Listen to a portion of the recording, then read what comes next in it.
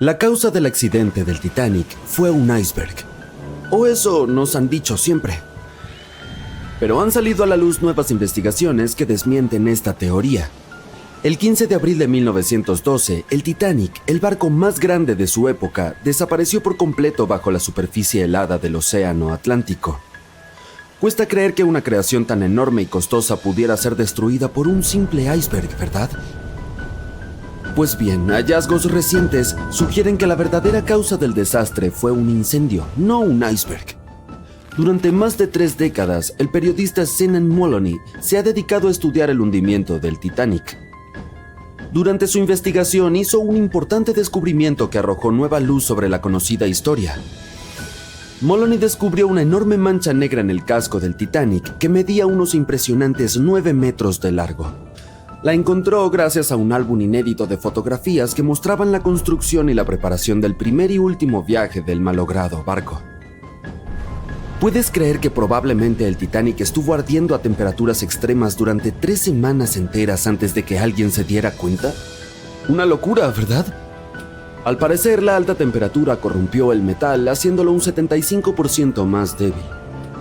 Por eso el iceberg fue capaz de hacer un agujero en el barco. Si no hubiera sido por el fuego, el Titanic podría haber sobrevivido al choque, porque el iceberg aparentemente golpeó el punto exacto del que estamos hablando. Y esto es solo un eslabón en la cadena de increíbles coincidencias que hicieron caer al Titanic. Los responsables de la embarcación estaban al tanto del incendio y sabían que el barco no debía zarpar, pero no querían arriesgarse a una bancarrota y se negaron a cancelar el viaje, sobre todo porque había escasez de carbón debido a la huelga de los mineros. Todos los boletos ya estaban vendidos y no había alternativas. Otros barcos cancelaron sus viajes debido a la baja demanda. Todo el mundo quería embarcarse en el Titanic. Así que la dirección compró todo el carbón que pudo encontrar, incluso de otros barcos, y se puso en marcha. Lo más importante era ganar dinero. Para ocultar la verdad, giraron el casco del barco para que las marcas no fueran visibles desde el muelle y quedaran de cara al mar. De este modo, los pasajeros no las verían. He aquí otro triste giro en la historia del Titanic. En aquella época no existían sistemas de sonar para detectar los peligros, por lo que unas personas especialmente entrenadas tenían que vigilar las amenazas con prismáticos. Pero los prismáticos del Titanic estaban guardados en un compartimiento especial, y la única persona que tenía la llave, el segundo oficial David Blur, fue sustituido en el último momento antes de que el barco zarpara. Él se olvidó de entregarle la llave a su sustituto. Este error no se descubrió hasta 3 días después, cuando el barco ya estaba en alta mar. Si hubieran tenido los prismáticos, habrían visto el iceberg a tiempo y podrían haber evitado el accidente. Pero aunque hubieran tenido los prismáticos, no habrían podido evitar el choque porque el Titanic iba con más velocidad de la prevista. Estaban retrasados y no querían arruinar la reputación del transatlántico, así que iban mucho más rápido de lo que la construcción del barco podía soportar. Uno de los mayores errores cometidos en el Titanic fue la decisión de no incluir suficientes botes salvavidas. A pesar de que el barco necesitaba unos 60 para que pudieran entrar todos los pasajeros, solo fue equipado con 20. El diseñador Alexander Carlisle había previsto inicialmente incluir 48 botes salvavidas, pero este número se redujo por motivos estéticos. Aparentemente tener tanta cantidad de botes habría hecho que la cubierta pareciera demasiado recargada. Estos 20 botes solo podían albergar a 1/3 de los pasajeros a bordo, lo que no era suficiente para salvar a todos en caso de emergencia. Lo que resulta aún más impactante es que este número de botes salvavidas era técnicamente legal en aquella época. La normativa sobre los equipos de rescate se basaba en el tonelaje del barco, no en el número de pasajeros. Esto significa que, aunque el Titanic transportara a miles de personas, seguía cumpliendo los requisitos legales de capacidad de los botes salvavidas. Otro gran error cometido por la tripulación fue la decisión de cancelar el simulacro de salvamento previsto para el día de la catástrofe. Los simulacros eran una práctica habitual en los transatlánticos de la época, pero el capitán Edward John Smith decidió cancelarlo sin motivo aparente. Esto significa que los pasajeros no estaban preparados para una emergencia y la tripulación no estaba adecuadamente entrenada para manejar la situación. Cuando el barco chocó contra el iceberg, se desató el caos y se tardó más de media hora en lanzar los botes salvavidas en lugar de los 10 minutos habituales. Algunos culpan al capitán Smith de que el primer grupo de botes salvavidas haya salido parcialmente vacío. El primer bote, que tenía asientos para 65 personas, solo transportaba a 27 pasajeros. Hay una razón objetiva para ello. Al principio, la gente era reacia a abandonar el barco y no comprendía la gravedad de la situación.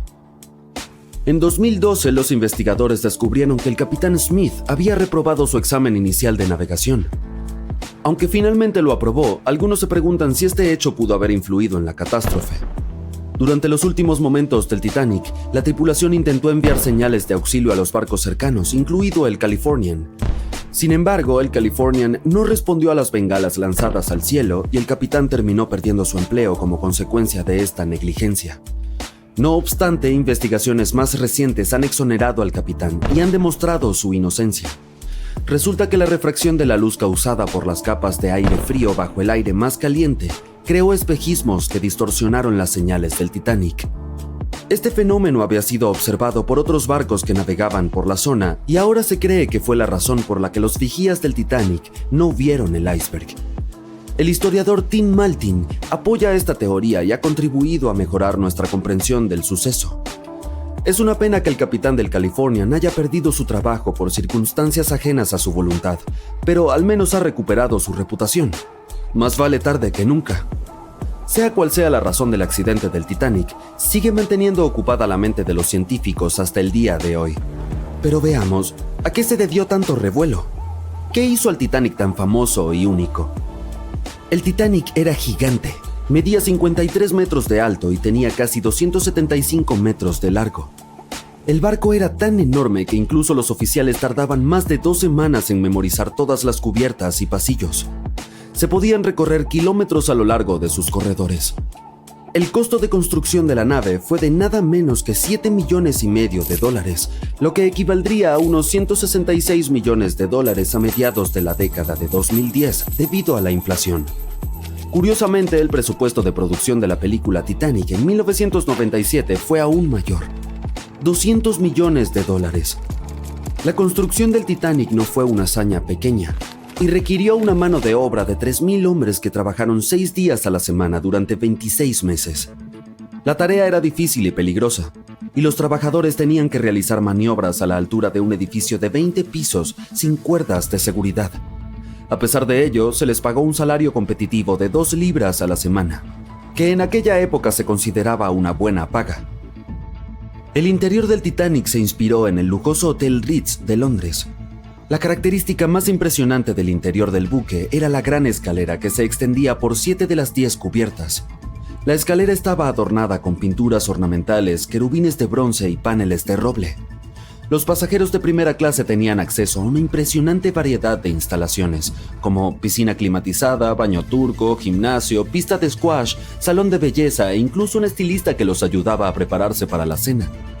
Los pasajeros de primera clase del Titanic tenían muchísimas atenciones.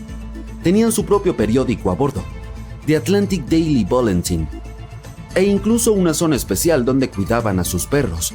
Podían alimentarlos, pasearlos y adiestrarlos durante el viaje. La comida en primera clase era un gran acontecimiento, con 13 platos y un vino diferente para cada plato. Estas cenas podían durar hasta 5 horas y sin duda eran algo que se esperaba con impaciencia. Con tanta opulencia y lujo a bordo, no es de extrañar que tanta gente estuviera ansiosa por hacer el primer viaje en el Titanic. Una espesa niebla se levanta sobre el océano mientras el sol se hunde lentamente en el horizonte. Es difícil ver más allá de unos metros, pero eso es suficiente para notar una forma descomunal y esquelética a la distancia. A medida que el barco se acerca a ella, tu corazón late más rápido y entonces distingues los detalles de otro navío, abandonado por lo que parece.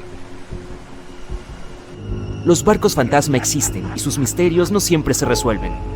Por ejemplo, el MV Joyita era un barco de madera construido en 1931 como yate de lujo. Sirvió a varias personas durante más de 20 años antes de que lo comprara un marinero samoano y se convirtiera en un barco mercante. Pero en 1955 el servicio del Joyita llegó a un final abrupto y misterioso. El 3 de octubre zarpó para otro viaje comercial que no debería haber durado más de 48 horas. Los retrasos ocurren en el mar, así que cuando el Joyita no llegó el 5 de octubre, como estaba previsto, No hubo mucha preocupación todavía, pero entonces tampoco llegó al día siguiente. No hubo ninguna señal de socorro, ni ningún otro signo de la presencia del Joyita en ningún lugar entre sus puntos de partida y de llegada. Se envió un grupo de búsqueda y rescate para encontrar el barco, y durante 6 días estuvieron explorando la zona de casi 259,000 kilómetros cuadrados. El 12 de octubre la misión regresó a la base con las manos vacías. Joyita desapareció sin dejar rastro. Solo un mes después, otro buque mercante, el Tuvalu, se percató de que el barco desaparecido estaba lejos de su ruta, a la deriva en mar abierto, y escorándose fuertemente. Los marineros abordaron el navío y descubrieron que toda la tripulación y los pasajeros, 25 personas en total, habían desaparecido junto con toda la carga que llevaba el barco. La radio estaba sintonizada en la frecuencia internacional de socorro, lo que significa que la tripulación intentó pedir ayuda, pero no pudo comunicarse con nadie porque el cable de radio se había dañado, limitando el alcance a 3,2 kilómetros. También faltaban los botes salvavidas, lo que indicaba que las personas a bordo debían haber abandonado el barco. Por desgracia, parece que se llevaron el diario de navegación, lo que dejó al equipo de rescate sin saber qué había pasado. Incluso hoy, el misterio del MV Joyita no se ha resuelto. Nadie sabe a dónde fueron la tripulación y los pasajeros, ni qué provocó que se fueran. El SV Carol A. Deering no era un barco fantasma en el sentido habitual de la palabra. No se le vio en alta mar. En cambio, fue encontrado en la costa, pero las circunstancias de su encallamiento son un rompecabezas rodeado de misterio. El Carol A. Deering se construyó en 1919 en Maine y era un buque de gran tamaño hecho para viajes comerciales. Por desgracia, a pesar de su elevado costo de construcción, solo había prestado servicio durante un año antes de su último viaje. 19 de julio de 1920. El barco viajaba de Puerto Rico a Río de Janeiro vía Newport News para entregar un cargamento de carbón. Estaba casi a mitad de camino hacia su destino final cuando el capitán cayó gravemente enfermo. La tripulación regresó para dejarlos a él y a su hijo y para sustituirlo. El viaje transcurrió sin incidentes, pero cuando llegó a Barbados en diciembre para reabastecerse, hubo extraños ánimos entre la tripulación. El primer oficial no parecía estar contento con el nuevo capitán. Nadie le prestó mucha atención en ese momento, cuando probablemente debería haberlo hecho. El último avistamiento del Carol A. Deering en el mar fue el 28 de enero de 1921, cuando un buque faro lo divisó frente a la costa de Carolina del Norte. Hubo cierto revuelo en el alcázar del barco, donde normalmente no se permitía a la tripulación. Luego otro buque lo avistó, pero ya no había nadie en las cubiertas. El 31 de enero, el buque mercante fue encontrado encallado en los Diamond Shoals, un lugar famoso por los numerosos naufragios que se han producido ahí durante siglos. Cuando el grupo de búsqueda y rescate abordó el barco, lo encontró abandonado con el diario de navegación y los objetos personales de la tripulación desaparecidos junto con los 2 botes salvavidas. Todavía no hay respuesta a lo que ocurrió a bordo del Carol A. Deering aquel mes de enero, aunque la versión más popular fue la de un motín. Sin embargo, tal vez nunca descubramos la verdad. El SS Baichimo es quizá uno de los botes fantasma más notables de la historia. Este gran barco de vapor de carga se construyó en 1914 en Suecia y siguió su camino diligentemente durante más de 16 años, intercambiando provisiones por pieles con las tribus nativas de Alaska y Canadá. Pero entonces, el 1 de octubre de 1931, el Baichimo quedó atrapado en el hielo. Al principio parecía que la tripulación podría esperar y continuar su ruta, porque el barco se liberó en un par de días, pero en menos de una semana volvió a quedar atrapado, esta vez definitivamente. En una semana más se envió un grupo de rescate para recoger a 22 de los tripulantes, mientras que otros 15 se quedaron atrás para esperar durante el invierno si era necesario y recuperar el barco. Pero un mes más tarde, después de que una fuerte ventisca azotara su campamento, los marineros salieron de sus refugios y descubrieron que el barco había desaparecido.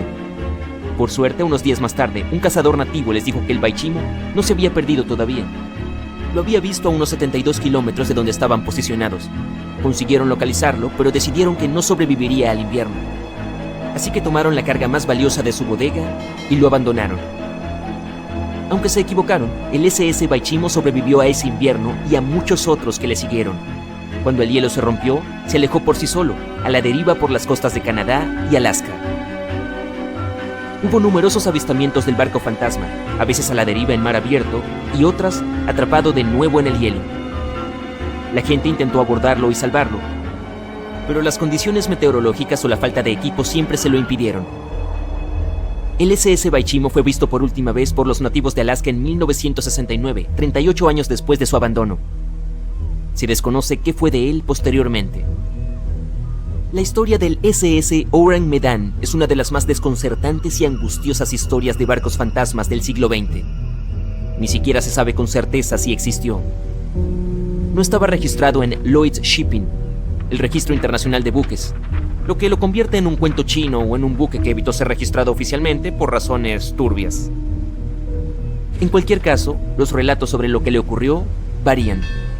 Según la mayoría de los informes, este transportaba una carga desconocida en aguas indonesias cuando recibió una llamada de socorro de otro barco en las proximidades.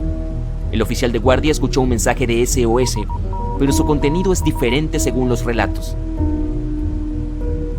El mensaje no se repitió y la tripulación del Medan no respondió a ningún intento de contactar con él.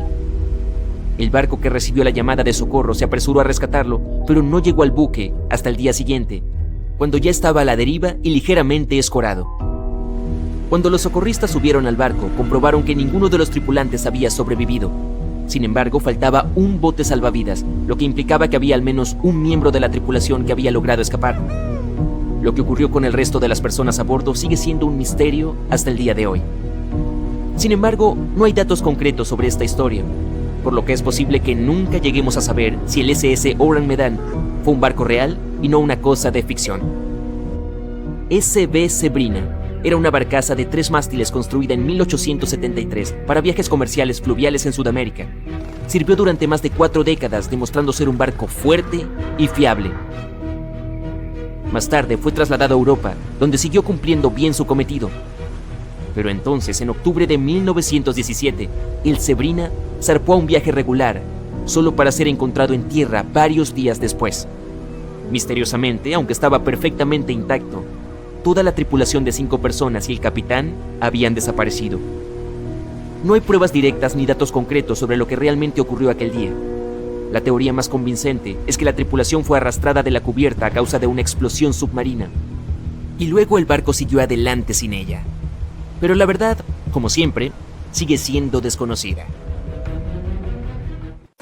El mar, esa bestia acuática implacable, lleva siglos desafiando todos los intentos de domarlo.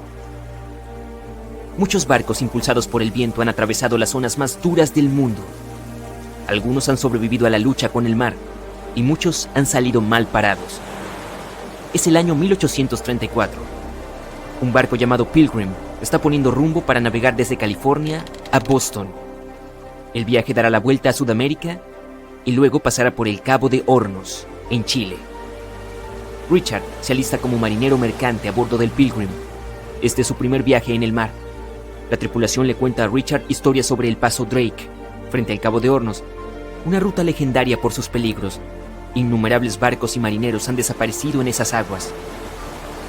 Desde que se descubrió el Cabo de Hornos en 1526, todos los que han navegado alrededor de él se han dado cuenta de que es la prueba definitiva de la habilidad de cualquier marinero y de la fuerza de cualquier barco.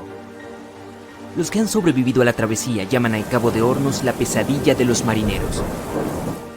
Jack, el timonel, un veterano, dirige el barco hacia esta ruta, la más peligrosa de todas. Jack ha estado a bordo del Pilgrim desde que se puso en marcha en 1825.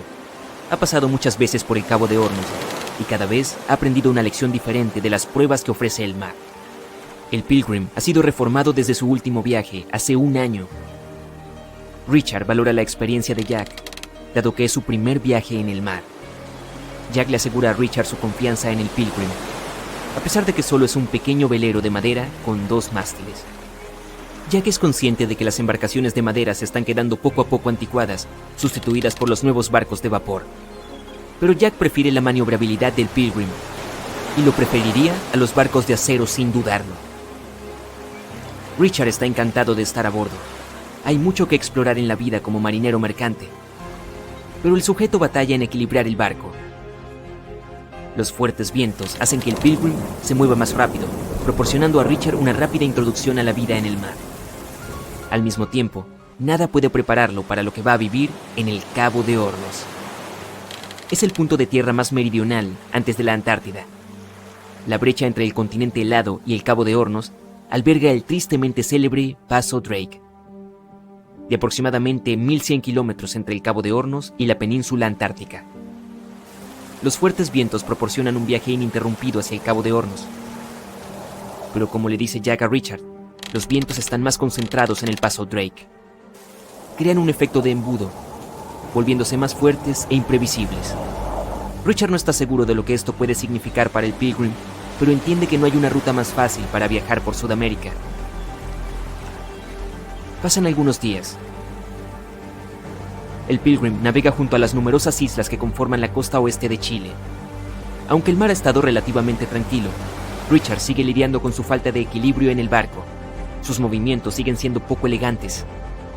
El constante balanceo de la cubierta sube y baja, y a Richard le cuesta acostumbrarse al movimiento.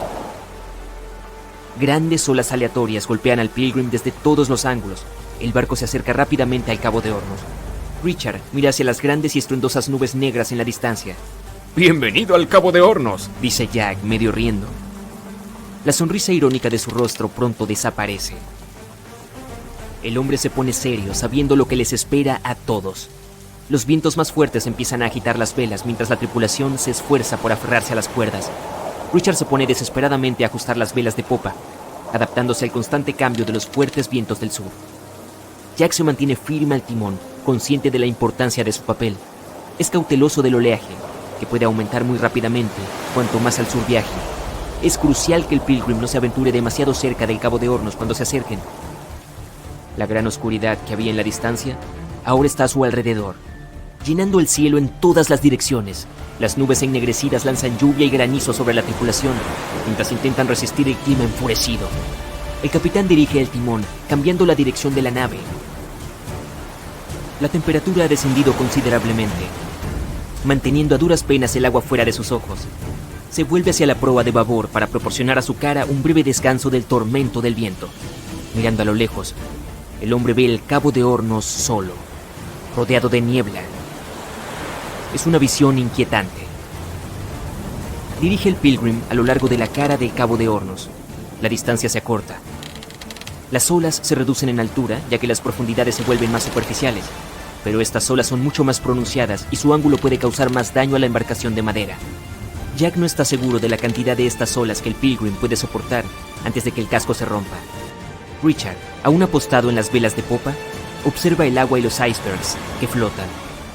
No está seguro de su tamaño, ya que la mayoría están ocultos bajo el agua, pero sabe que debe alertar a Jack si alguno se acerca demasiado.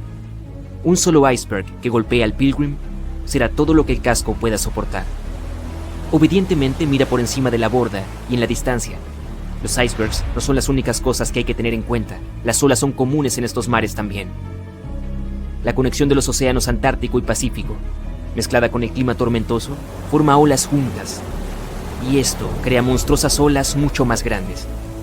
Se sabe que estas olas alcanzan los 30 metros de altura. Pueden destruir la mayoría de los barcos a su paso. Seguramente será el fin del Pilgrim si se encuentra con una ola gigante. Las fuertes corrientes ajustan la ruta del Pilgrim, como si el Cabo de Hornos tratara de atraer al barco hacia sus bajos rocosos. Lentamente son arrastrados hacia el Cabo de Hornos. Jack está luchando contra la corriente en el timón, haciéndolo girar. Fuerza su cuerpo todo lo que puede. Gruñendo, hunde el timón de babor a estribor y viceversa. El capitán no deja de gritar indicaciones. Para un novato son extremadamente confusas, pero Jack, un veterano curtido, sigue interpretando las indicaciones con facilidad, dirigiendo para reajustar su rumbo lejos del Cabo de Hornos. El capitán ordena a Richard que evalúe el casco bajo la cubierta. Con el nivel de golpes que el Paso Drake ha proporcionado hasta ahora, seguramente ha dañado el barco de alguna manera. Richard corre a la cubierta mientras otro marinero le grita algo, pero el ruido del mar hace que sea difícil de escuchar. Una ola golpea el costado, fluyendo hacia la cubierta. Richard consigue agarrarse al mástil antes de ser casi arrastrado por la borda. Toda la cubierta delantera parece estar bajo el agua. Aferrado al agua que se desliza por los costados del barco y esperando a que se despeje, Richard ve pasar lentamente el Cabo de Hornos. Sin embargo, hace señas hacia el Pilgrim, como si pidiera su cuota a la tripulación. Las corrientes siguen arrastrando el barco mientras la tormenta continúa, sin que se vislumbre el final de la lucha. la tormenta es cada vez más grande y feroz. Richard se reúne para bajar y evaluar los daños. Después de un lento descenso a las cubiertas inferiores, Richard puede por fin mirar por encima del casco desde los camarotes del barco. No hay daños por lo que puede observar, pero está sorprendido por la profundidad del agua en el interior. Ahora está a la altura de la cintura. Los vasos, entre otras cosas, flotan en el agua. Incluso dentro del barco, el sujeto no puede escapar de las olas. Incapaz de entenderlo todo, se queda congelado, escuchando el poder omnipotente de la madre naturaleza en el exterior. El mar ruge aún más salvajemente. Las olas golpean constantemente contra el casco. Suena como un sombrío tambor, una lenta cuenta regresiva hacia la desaparición del Pilgrim. Richard se obliga a volver a los terrores de las cubiertas superiores, agarrándose a las barandillas para recorrer con cuidado las resbaladizas escaleras. Deja atrás los inquietantes crujidos de las cubiertas de madera, que pronto son sustituidos por los tensos sonidos de las cuerdas, los gritos de otros marineros y el ensordecedor rugido del mar, que se estrella a su alrededor. Jack está al timón, concentrado en su papel, todavía luchando contra el viento y las olas, incluso con la adición de hielo y escarcha. Parece que el mundo que lo rodea se ha propuesto distraer al hombre de su deber. Pero Jack sigue adelante con determinación. Por 9 días, el Pilgrim lucha contra los constantes cambios de clima tormentoso, enfrentándose a todo tipo de obstáculos, pero consigue salir adelante. Al dejar atrás la tormenta, la tripulación pone rumbo al norte para llegar a su destino. La visión del sol asomando entre las oscuras nubes es lo más reconfortante que ha experimentado Richard. Por desgracia, él perdió sus raciones en algún momento de la tormenta. En el mar, si éstas se pierden, es tu propia mala suerte. Por suerte, Jack tiene la amabilidad de compartir algunas de las suyas. Lejos en mar abierto, en un día perfectamente tranquilo, aparece un punto en el horizonte. Aumenta de tamaño a medida que se acerca, y pronto puedes ver que es un barco. Pero cuando lo miras a través del catalejo, un escalofrío recorre tu espina dorsal. El barco está en perfectas condiciones, y su carga está a bordo, pero está completamente desprovisto de gente, flotando con indiferencia por la corriente. Eso fue lo que vio el capitán del Ellen Austin en 1881, y lo que trajo tantos pesares a su tripulación. En diciembre del año anterior, el Ellen Austin, un gran barco de 70 metros de eslora, salió del puerto de Liverpool para hacer su viaje a Nueva York. El barco transportaba una gran cantidad de personas con la esperanza de encontrar una mejor vida en el Nuevo Mundo. El capitán A.J. Griffin viró el barco hacia el suroeste para hacer un viaje más corto, y unas pocas semanas después, en 1881, se encontraron al norte del Mar de los Sargazos, conocido por su falta de vientos y fuertes corrientes circulares. Los barcos que quedaran atrapados en ellas podían perder el control y seguir a la deriva en círculos hasta que fueran arrastrados al centro. A partir de ahí serían increíblemente afortunados de volver a pisar las corrientes. Pero la mayoría de las veces se quedaban en el desolado desierto del mar para siempre. Pero aún, el área pertenecía al notorio Triángulo de las Bermudas, que ya era conocido por derribar barcos y hacerlos desaparecer sin dejar rastro.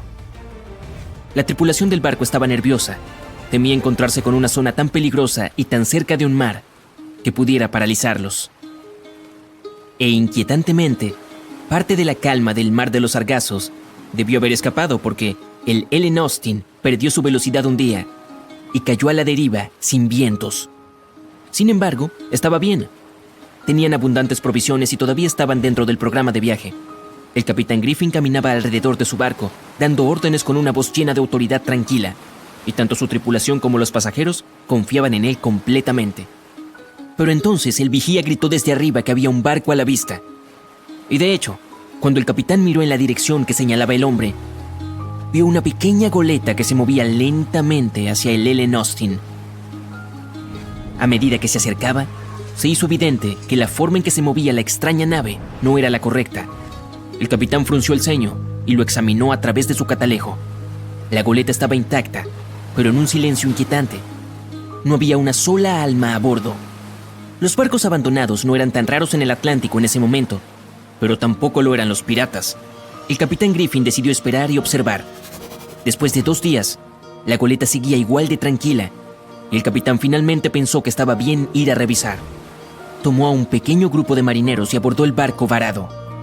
No había nadie allí, Pero la suerte parecía estar del lado de Griffin. El precioso cargamento de madera de caoba todavía estaba en las bodegas. El capitán regresó al Ellen Austin y ordenó a sus hombres más selectos que llevaran el pequeño barco a Nueva York. Los ánimos de la tripulación se levantaron con la perspectiva de las riquezas que les esperaban a su llegada. Cuando los vientos volvieron a soplar fuerte, el Ellen Austin continuó su viaje, con el barco sin nombre siguiéndolo. Pero después de un par de días, los dos barcos quedaron atrapados en una poderosa tormenta y se separaron. El viento, la lluvia y las olas los azotaron durante varios días seguidos. Cuando el tiempo finalmente se despejó, el capitán Griffin ordenó encontrar la goleta. Buscaron un día entero hasta que finalmente la encontraron a la deriva, fuera del curso. Griffin llamó a sus hombres que habían quedado a bordo del barco pequeño, pero nadie respondió. Un grupo de marineros fue a investigar y regresó con el rostro pálido de miedo. Toda la tripulación de la goleta había desaparecido durante la tormenta. Sin embargo, el capitán no era de los que estaban dispuestos a perder un hallazgo tan valioso y ordenó a otro grupo que tomara el control de la goleta. De mala gana, los marineros obedecieron y los dos barcos continuaron su viaje. Acordaron permanecer lo más cerca posible el uno del otro y tocar sus campanas a intervalos establecidos por la noche para que el otro barco supiera que estaban bien. Varias noches pasaron sin problemas, con las campanas repicando tranquilizadoramente cada hora. Pero un día, una espesa capa de niebla cayó sobre el mar y bloqueó casi por completo la visión. Los barcos continuaron a pesar de eso y comenzaron a hacer sonar sus campanas más seguido. Cuando llegó la noche, la niebla todavía estaba allí, pero las campanas eran el sonido de la vida, hasta que se detuvieron. El capitán Griffin tocó la campana una vez, luego 2 veces. Sin respuesta. La tripulación encendió los fuegos y miró hacia el mar con atención. Pero la niebla aún no se había disipado y no podían ver nada en el abismo que se arremolinaba más allá de la borda del barco. Nadie pudo dormir esa noche y esperaron en silencio hasta el amanecer. Los primeros rayos del sol hicieron que la niebla se dispersara lentamente y toda la tripulación se dirigió al borde de la cubierta con el corazón apesadumbrado. Aún les quedaba algo de esperanza hasta que los últimos hilos de niebla se fueron, revelando un vasto, tranquilo y, lo más importante, océano vacío. La goleta sin nombre había desaparecido y también el segundo grupo de marineros del Ellen Austin. El barco navegó el resto del camino hacia Nueva York en un silencio grave. Una vez que llegó al puerto, los pasajeros se alegraron mucho de dejar el barco y nadie volvió la cabeza para despedirse. Ese fue el último viaje del barco como Ellen Austin. Ese mismo año se vendió a una compañía naviera alemana y se le cambió el nombre a Meta. Nadie encontró la goleta abandonada ni a los marineros que desaparecieron con ella. Y ese sería probablemente el final de esta historia misteriosa y no resuelta, si tuviera al menos un poco de verdad. En realidad, ninguna de las cosas enigmáticas de la narrativa sucedió. El Ellen Austin realmente salió de Liverpool y se dirigió al suroeste hacia Nueva York. Y su capitán realmente era A.J. Griffin y llevaba gente al continente americano. Pero a partir de aquí, la historia se desmorona. En primer lugar, el barco se fue demasiado al norte para pasar tan cerca del Mar de los Sargazos. Simplemente no había razón para hacer un desvío tan amplio. A pesar de que los vientos del oeste eran fuertes, seguía siendo más rápido tomarlos de frente que ir en dirección sur. Así que el Ellen Austin probablemente no estaba cerca del Mar de los Sargazos y del Triángulo de las Bermudas. En segundo lugar, se ha demostrado una y otra vez que el Triángulo no es más que una obra de ficción. De hecho, ganó popularidad a mediados del siglo XX. Y de hecho, a nadie se le había ocurrido dibujar un triángulo en el área de las Bermudas antes de eso. El misterio fue popularizado por escritores de ciencia ficción y se convirtió en un mito común, mientras que ninguna investigación seria demostró que fuera más peligroso que otras partes del océano del mundo. Así que la tripulación del Ellen Austin ni siquiera estaba al tanto del Triángulo de las Bermudas en ese entonces, y mucho menos le temía. En tercer lugar, la historia completa fue contada una y otra vez por revistas y personalidades amantes del misterio con detalles siempre cambiantes. Apareció por primera vez en un periódico de 1906 y ya tenía la fecha incorrecta. El artículo decía que el viaje tuvo lugar en 1891 en lugar de 1881. Más tarde, la historia resurgió en 1935 en la radio con el nombre equivocado del capitán. Era Baker, no Griffin. La fecha también era incorrecta. Decían que el viaje se realizó en agosto de 1881, cuando el Ellen Austin ya se llamaba Meta. La leyenda creció con otros detalles extraños. como una ruta del barco de Londres a Terranova, que nunca fue el caso. Pero la desacreditación final provino de los archivos del Lloyd's de Londres, el mercado de seguros marítimos que guarda todos los registros de las rutas de los barcos comerciales y de emigración. Los documentos de allí dicen que en febrero de 1881, el Ellen Austin completó su viaje a través del Atlántico hasta Nueva York, sin incidentes. El capitán A.J. Griffin desembarcó del barco con toda su tripulación sana y salva y declaró que no había pérdidas de manos durante el viaje. El viaje duró más de 2 meses porque el barco tuvo que luchar contra los fuertes vientos del oeste que lo empujaban hacia Gran Bretaña. La tripulación informó que no hubo encuentros extraños en el camino, y todo fue tan aburrido como era posible. E incluso los pasajeros debieron estar sonriendo cuando pisaron por fin el suelo estadounidense, sin darse cuenta de la falsa historia de la que estaban a punto de formar parte. En el invierno de 1952, mientras una tormenta con la fuerza de un huracán se aproximaba a toda velocidad a Nueva Inglaterra, el buque petrolero SS Fort Mercer se hundía a 32 kilómetros de la costa sur de Cabo Cod. Algunas embarcaciones, una lancha salvavidas y un avión se lanzaron al rescate. El SS Pendleton fue construido en 1944 en Portland, Oregon. El buque petrolero tenía una longitud de más de 150 metros y podía alcanzar una velocidad de 30 kilómetros por hora. El primer accidente desafortunado le sucedió en julio de 1951. En aquel entonces quedó encallado mientras viajaba por el río Hudson en Nueva York. Ese suceso no generó demasiado revuelo. El barco fue reflotando al día siguiente. En ese momento nadie sabía que la parte dañada del casco del barco jugaría un papel crucial en su trágico hundimiento. El 18 de febrero de 1952, alrededor de las 5 de la mañana, el SS Pendleton avanzaba a través de la nieve cegadora y las olas furiosas. Se dirigía al sur, hacia Cabo Cod, Massachusetts. A unos 15 kilómetros de la costa del pueblo de Chatham, la tripulación oyó un crujido aterrador, incluso más fuerte que los rugidos del mar. De pronto el buque se tambaleó y se dividió en 2 partes. La proa cayó al agua y se alejó a la deriva, llevándose al capitán y a 7 miembros de la tripulación. Pero la popa aún funcionaba parcialmente y el jefe de ingeniería se hizo cargo. Dio órdenes a los 31 hombres que permanecían en el barco, pero por más que lo intentaran, no lograban enviar una señal de SOS. Más temprano ese día, el radar de la estación costera de Chatham detectó las 2 mitades del Pendleton. Los rescatistas comprendieron que tendrían que lidiar con 2 embarcaciones que se hundían al mismo tiempo. Pero lo único que la Guardia Costera podía enviar en ese momento era un bote salvavidas de 11 metros de largo y 4 voluntarios listos para arriesgar sus vidas en un mar de 6 metros de altura. Bernard Weber era un contramaestre que trabajaba en la estación y también cumplía el rol de timonel de bote salvavidas a motor de la Guardia Costera CG-36500. Ese mismo bote fue enviado al agua congelada y a las olas que parecían montañas. La visibilidad era nula. Weber y sus hombres se distraían del miedo cantando canciones. Lento pero seguro, se acercaron a la flecha litoral que había hundido al Pendleton. Los restos del barco se encontraban al otro lado. Mientras la Guardia Costera cruzaba la flecha, una ola gigante los golpeó. El pequeño bote fue lanzado al aire y cayó de costado. Afortunadamente se enderezó antes de que otra ola pudiera golpearlo. Pero el golpe fue tan poderoso que destrozó el parabrisas y derribó a Weber, y eso no fue lo peor. La brújula del bote, la única herramienta de navegación que tenían, se había descompuesto. Los voluntarios no tuvieron más remedio que avanzar usando el reflector. De pronto vieron una enorme masa oscura de metal retorcido. Se mecía con las olas enormes. Segundos después distinguieron las letras que componían la palabra Pendleton. Al parecer el petróleo aún lograba sostenerse. Las luces de su cubierta brillaban a través de la ventisca y la espuma del mar.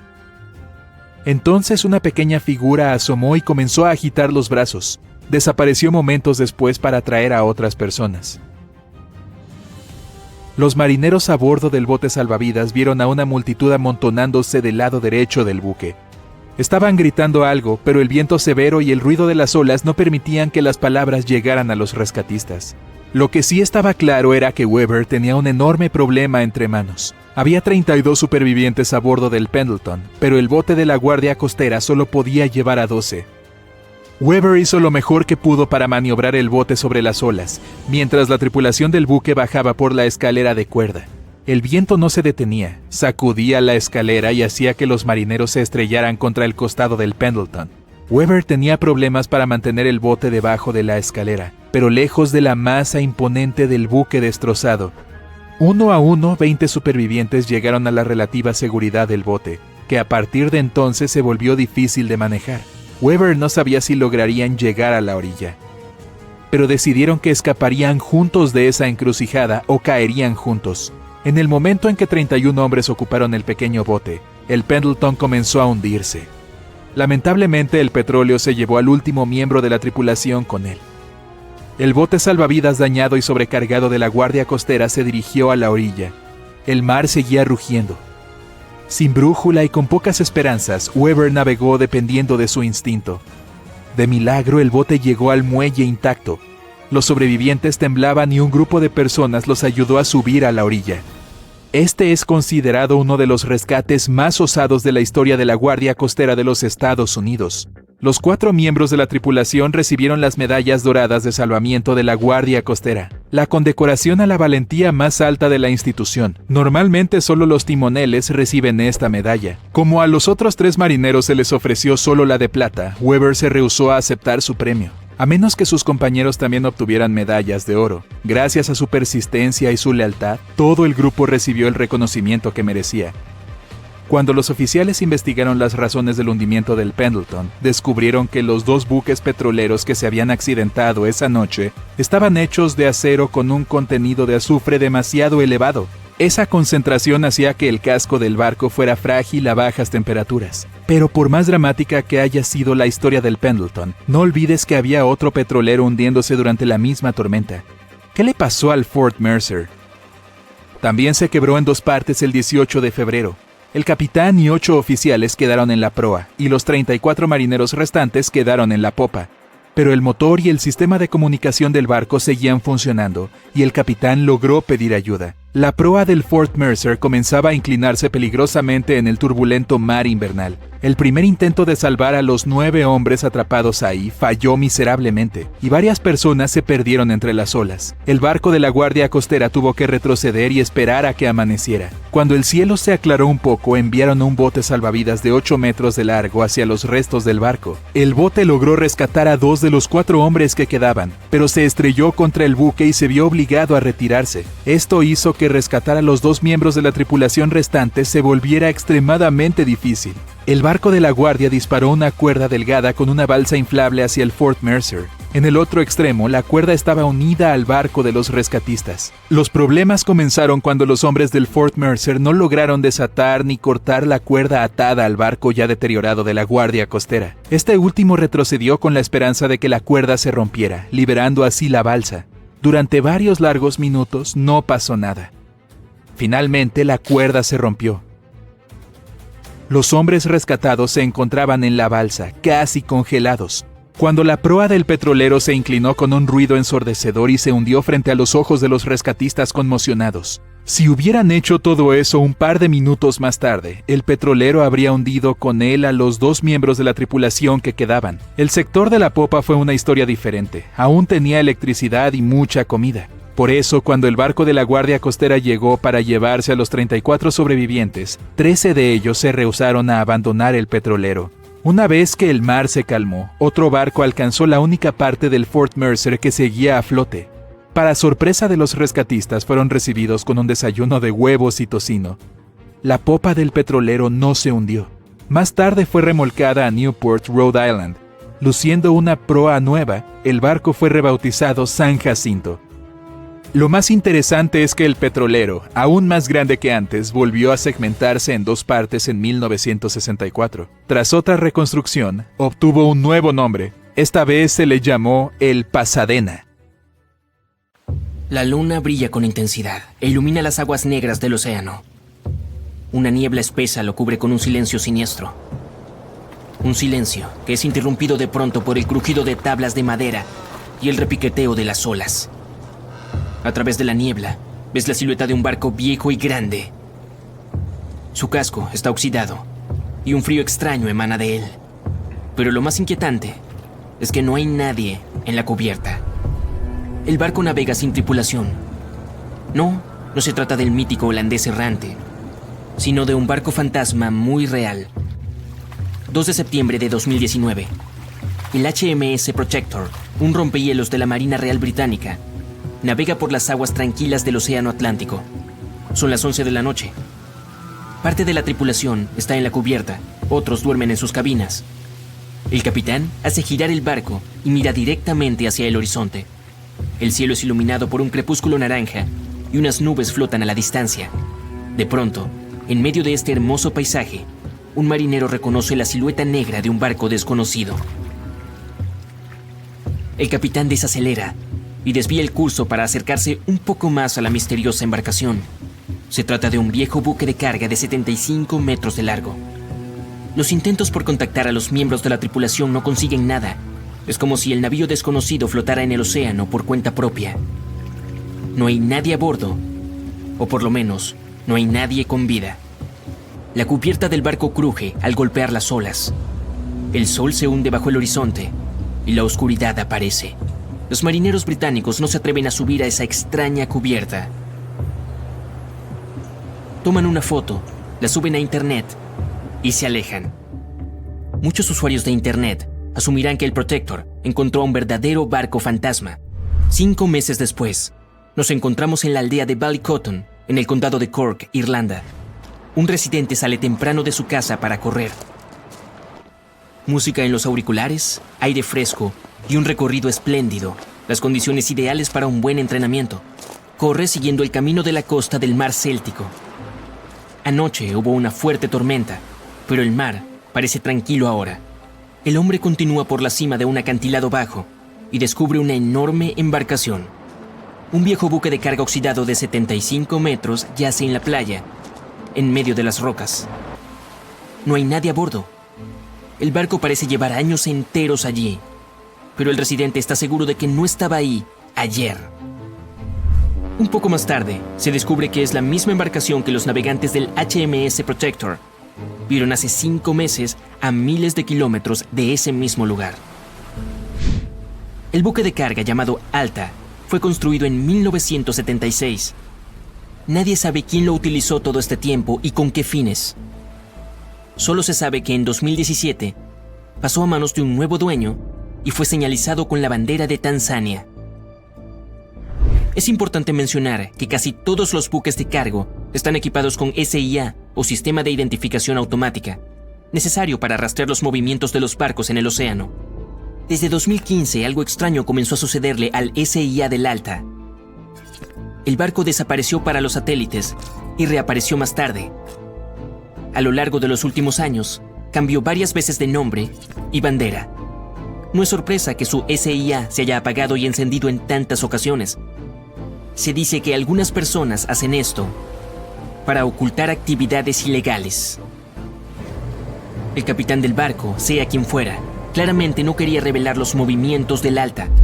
Para cuando fue detectado en 2017, el Alta había navegado cerca de las ciudades portuarias griegas. Hizo 12 paradas en 3 de esas ciudades en diferentes partes de Grecia. Luego, la señal del SIA desapareció. 10 meses después, reapareció cerca de la costa norte de África, a 2.000 kilómetros de Grecia. En septiembre de 2018, el barco navegaba a unos 2.200 kilómetros al sureste de las Bermudas. Fue entonces cuando los miembros de la tripulación comenzaron a tener problemas. Había 10 personas a bordo del Alta. El 19 de septiembre, el motor del barco se descompuso en medio del Océano Atlántico. La costa más cercana se encontraba a una gran distancia. El barco perdió el rumbo. Los días pasaron, pero la tripulación no lograba repararlo. Los suministros de comida escaseaban. La tripulación comenzó a entrar en pánico e intentaban contactar a alguien. La situación empeoró cuando se descubrió que un fuerte huracán se acercaba al lugar donde el Alta se había descompuesto. La tripulación se comunicó con la Guardia Costera de los Estados Unidos. El 2 de octubre, un helicóptero partió en dirección al buque y les dejó comida y agua. Con eso debía bastar para que la tripulación sobreviviera varios días. Una semana después, un bote de rescate navegó unos 2.400 kilómetros para dar con el Alta y ayudar a los marineros varados. Poco después del inicio del huracán, los rescatistas estadounidenses tuvieron éxito. toda la tripulación fue llevada a Puerto Rico. El Alta permaneció a la deriva en el océano. Poco después, otro barco llegó y lo remolcó hacia la costa de Guyana. Fue entonces cuando algo salió mal, otra vez. El barco fue secuestrado. ¿Quién lo hizo y por qué? Todavía es un misterio. Pero después, por alguna razón desconocida, los responsables decidieron abandonarlo a su suerte en medio del océano. Durante casi un año, la ubicación del barco no pudo ser rastreada. Después, en septiembre de 2019, la Marina Real Británica lo encontró. Se desconoce cómo fue que el Alta logró cubrir la distancia del Atlántico y terminar en la costa de Irlanda. Se inició una investigación en este último país. Es necesario identificar al dueño del buque y hallar a alguien responsable para que lo remolque. Pero desde entonces no han encontrado a nadie. En una ocasión, una persona desconocida llamó a las autoridades irlandesas y dijo ser el dueño del Alta, pero no ofreció ningún tipo de evidencia. Se encontraron varios barriles de petróleo a bordo. Para desmantelar el barco, las autoridades tendrán que gastar unos 10 millones de euros.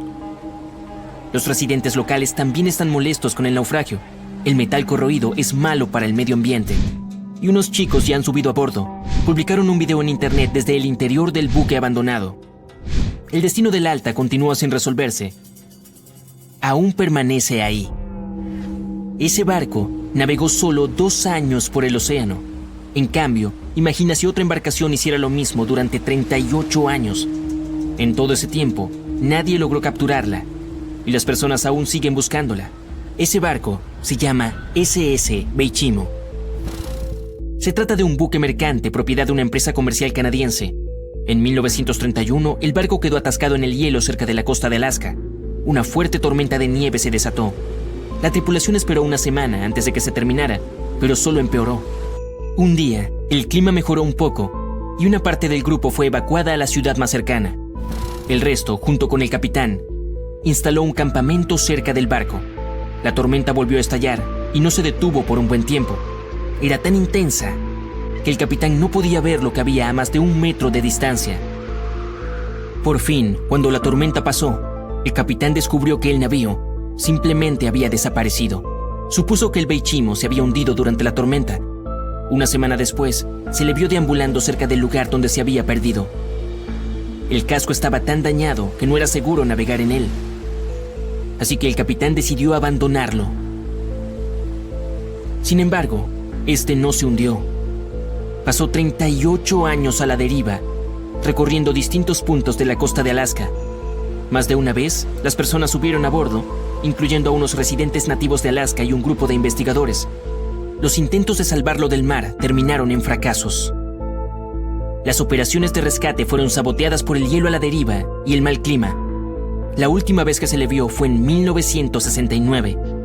El barco estaba congelado y bloqueado por el hielo. En 2006, el gobierno creó un proyecto especial para hallar al Beichimo. Sin embargo, en todos estos años, sigue sin aparecer. Su paradero es un misterio. Es probable que por fin haya encontrado la paz y que ahora descanse en el fondo del mar de Chukotka.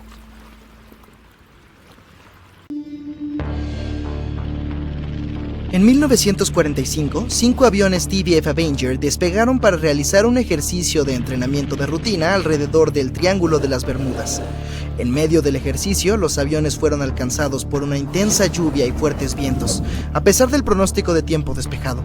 Los pilotos se desorientaron extremadamente y llamaron por radio a la base para informar que su equipo de navegación había dejado de funcionar. Lo último que escuchó la base fue: "Cuando un avión tenga menos de 37 litros de combustible, bajaremos todos juntos". Y luego, silencio. Los 5 aviones y sus 14 tripulantes nunca más fueron vistos ni se volvió a oír de ellos. En su primer viaje al Nuevo Mundo en 1492, Cristóbal Colón navegó por el Triángulo de las Bermudas. Informó que una noche, cuando estaba en la cubierta del barco, notó que aparecía una luz gigante en la distancia, diferente a todo lo que había visto antes. Colón miró su brújula en busca de dirección, pero esta emitía lecturas erráticas. Es posible que hayas notado que el Triángulo de las Bermudas no aparece en ningún mapa mundial. Esto se debe a que las instituciones oficiales se niegan a reconocer que el área realmente existe. Una teoría popular sugiere que las olas rebeldes son responsables de muchas desapariciones. Los científicos las llaman olas de tormenta extremas. Ocurren cuando diferentes patrones climáticos suceden al mismo tiempo y causan olas grandes e inesperadas. Los testigos dicen que parecen gigantescas paredes de agua. Estas olas podrían explicar por qué los barcos se hunden rápido y sin dejar rastro. El Triángulo de las Bermudas tiene un clima bastante intenso e inestable. Las tormentas se acumulan rápida e inesperadamente y desaparecen poco después. Si parpadeas es posible que te lo pierdas. Esto podría explicar por qué se emiten pocas señales de socorro. Los pilotos y los marineros nunca ven venir el cambio de clima. Nadie sabe exactamente cuántos barcos y aviones han desaparecido en el Triángulo de las Bermudas. La estimación aproximada es de 50 barcos y 20 aviones. La mayoría de las veces, las desapariciones no tuvieron explicación y nunca se han encontrado restos. Otra extraña teoría que intenta resolver el misterio del Triángulo de las Bermudas pertenece a Charles Berlitz. Insiste en que el área es el hogar de la ciudad perdida de la Atlántida. Los barcos y aviones desaparecidos y el mal funcionamiento del equipo, según él, fueron causados por rayos de energía emitidos por unos cristales especiales que alimentan la Atlántida. Si bien esto suena tonto, la teoría de Berlitz fue lo suficientemente convincente como para que más de 20 millones de personas compraran su libro en todo el mundo. En el año 1800, un gran velero llamado USS Pickering partió de los Estados Unidos rumbo a las Indias Occidentales. El barco navegó hacia el Triángulo de las Bermudas junto con su tripulación de 90 hombres y nunca más se supo de él. El USS Pickering fue el primer barco confirmado en desaparecer en el Triángulo de las Bermudas.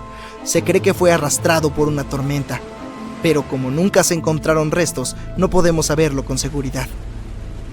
Cuando desaparecieron los aviones TBF Avenger, se llevó a cabo una operación de búsqueda masiva. Barcos y aviones buscaron en el Triángulo de las Bermudas cualquier señal de ellos. Una de las naves que hacía la búsqueda era un hidrodeslizador PBM-5 Mariner. Partió a las 7:27 p.m. y envió un mensaje de radio de rutina 3 minutos después.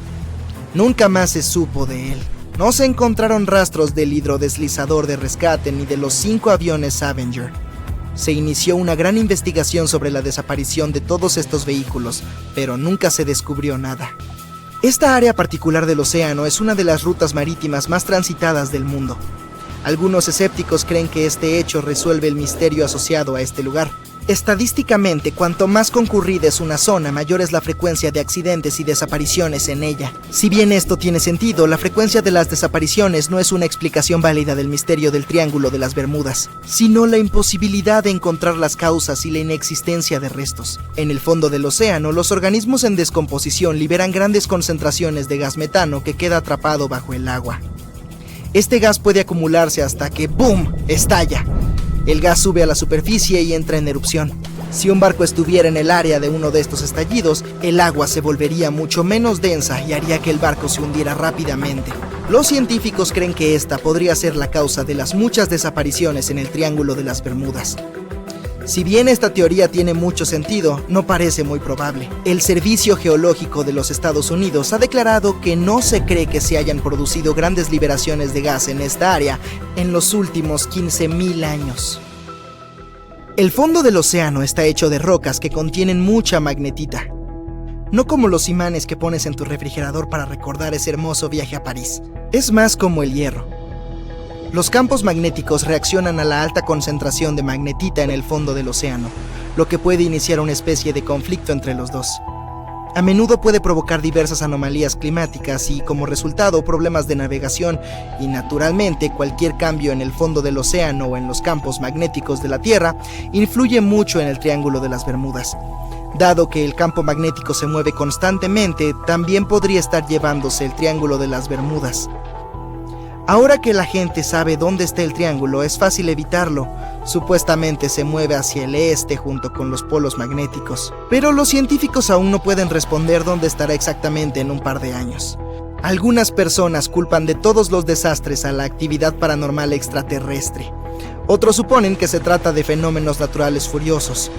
Hay otro triángulo en el lago Michigan, al igual que el que está cerca de las Bermudas. El Triángulo de Michigan obtuvo su mala reputación por algunas desapariciones. La primera registrada data de 1679. Un barco grande, uno de los más grandes de la época, partió en una expedición, pero una vez que entró en el Triángulo Siniestro, nunca regresó. Mucho después, un avión desapareció en este triángulo.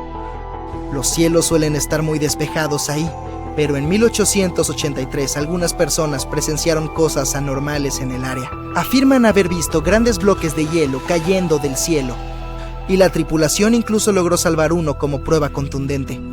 Mientras tanto, un área misteriosa en el Océano Pacífico tiene otro triángulo siniestro. Frente a la costa sur de Japón, no muy lejos de Tokio, hay un mar donde muchos barcos conocieron su final. Desaparecieron sin dejar rastro. Lo llaman el Triángulo del Dragón.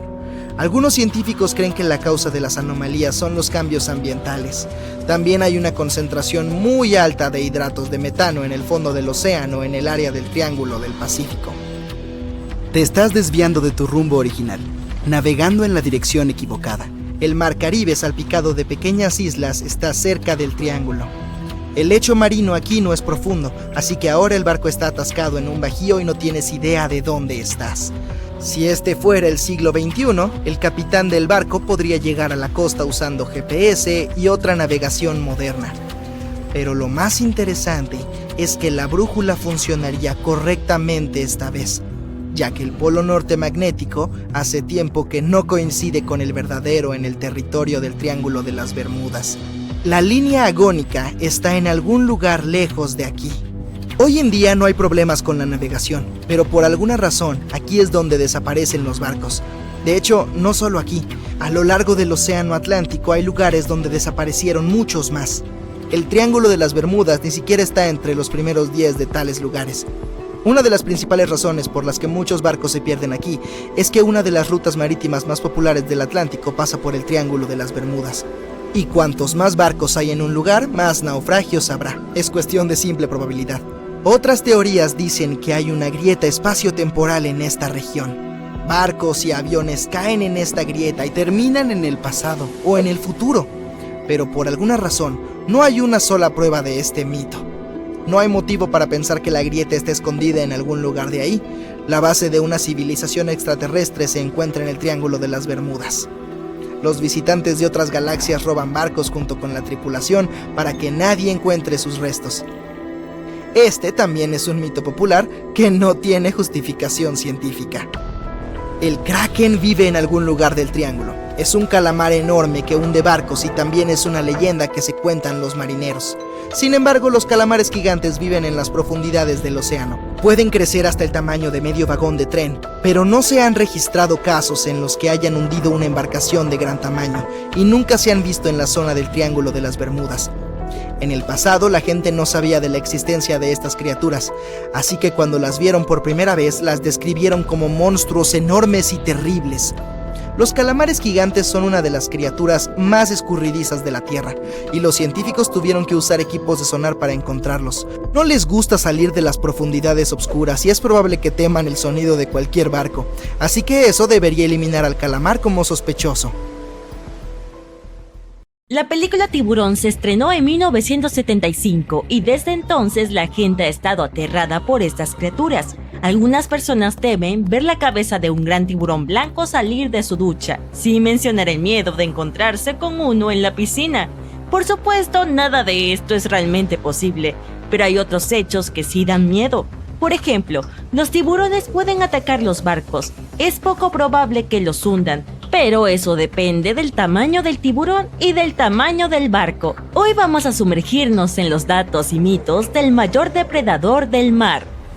Corría el año 1953. Una típica mañana de julio, dos pescadores se embarcaron para su búsqueda diaria de langostas. Navegaron en su dory blanco hasta la costa de la isla de Cabo Bretón, en Nueva Escocia, Canadá. Como era la temporada de langostas, había muchas embarcaciones en el agua, pero aquel día algo extraño sucedió. Tan pronto como llegaron al sitio, notaron una gran aleta dorsal que perseguía su barco. Se sorprendieron al ver que el tiburón seguía cada movimiento de su bote. Durante toda una semana navegaron hasta allí y el tiburón siempre los seguía. Hasta que una mañana, mientras los hombres estaban solos en el mar, el tiburón cargó a toda velocidad contra el bote e hizo un agujero de 18 centímetros en el fondo. El dory volcó y ambos hombres cayeron al agua. Sin embargo, el tiburón no fue tras ellos. En cambio, se alejó y desapareció para siempre. Por si no lo sabías, un dory es un pequeño y frágil bote que mide entre 5 y 7 metros de largo. ¿Cuán grande tenía que ser ese tiburón para hundirlo? Bueno, tan pronto como el bote fue recuperado del océano, los investigadores encontraron algo interesante. Uno de los dientes del tiburón estaba incrustado en el casco. Según los expertos de Harvard que analizaron el diente, pertenecía a un tiburón blanco de 5 metros que pesaba alrededor de 550 kilogramos. Pero algo intrigó mucho a los científicos. El gran tiburón blanco no parecía estar interesado en los hombres a bordo, sino en el barco. La pregunta es, ¿por qué? Algunas personas suponen que siguió el dory porque era blanco, y probablemente el animal pensó que era algún gran mamífero blanco.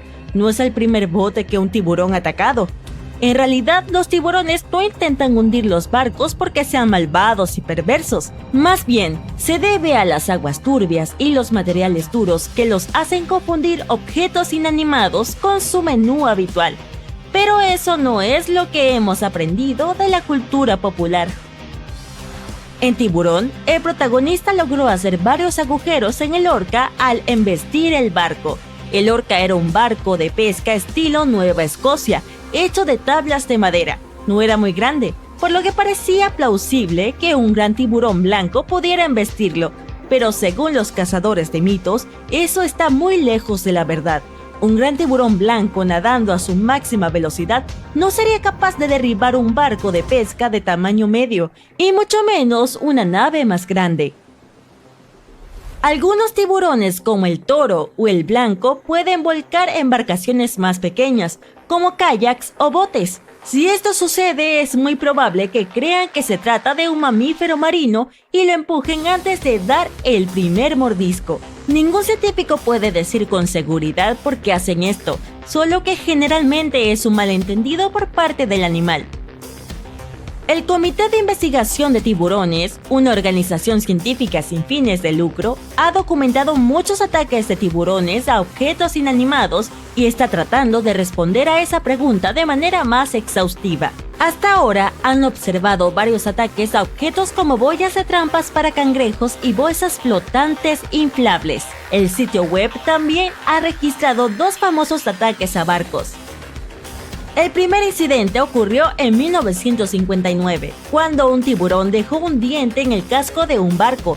Los investigadores más tarde lo identificaron como un gran tiburón blanco de 4 metros. El informe del otro ataque, que ocurrió en 1989, afirma que un barco fue rodeado por un gran tiburón blanco antes de que el animal nadara a toda velocidad hacia la embarcación y la golpeara varias veces.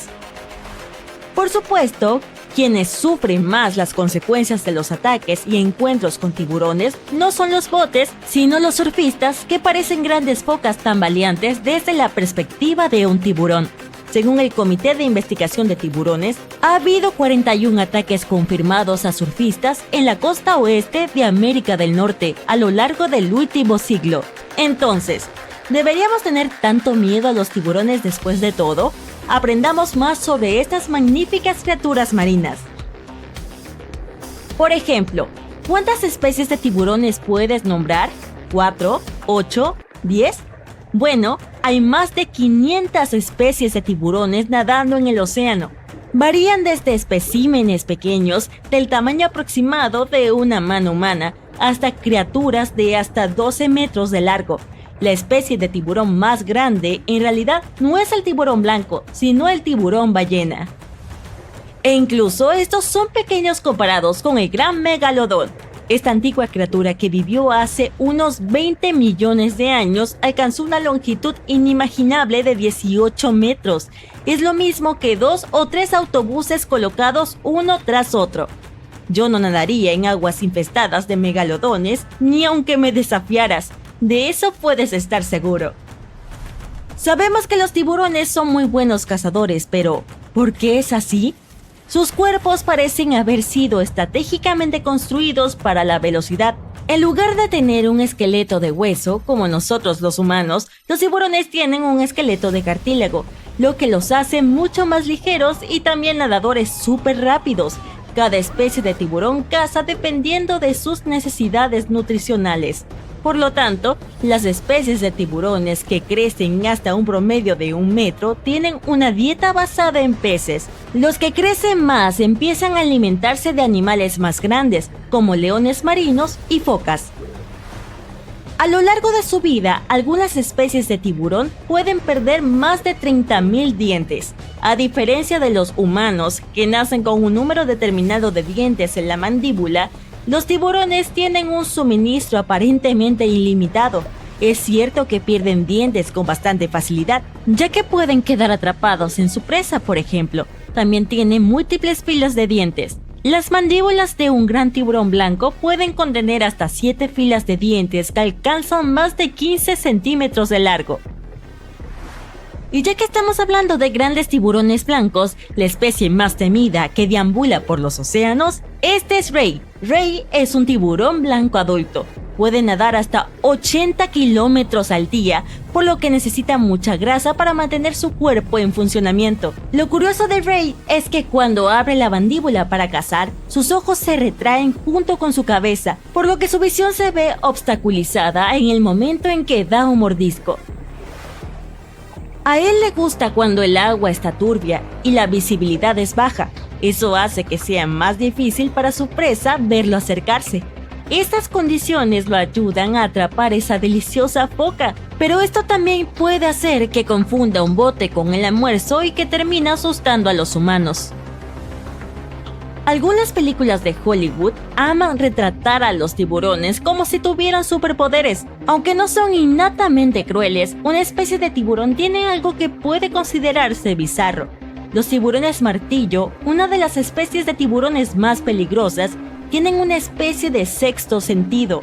Dentro de su cabeza hay órganos electroreceptores llamados ampollas de Lorenzini. Estos órganos les permiten detectar los campos electromagnéticos de todos los seres vivos del océano. Esto mejora muchísimo sus habilidades de caza. Incluso pueden encontrar presas escondidas en la arena porque sienten su campo electromagnético. Hay algo que es seguro: si un tiburón vive en un ecosistema equilibrado, no sentirá la necesidad de atacar cosas desconocidas. Sin embargo, estos animales son curiosos, así que tal vez deberíamos ser un poco más indulgentes cuando muerden una parte de un barco al azar.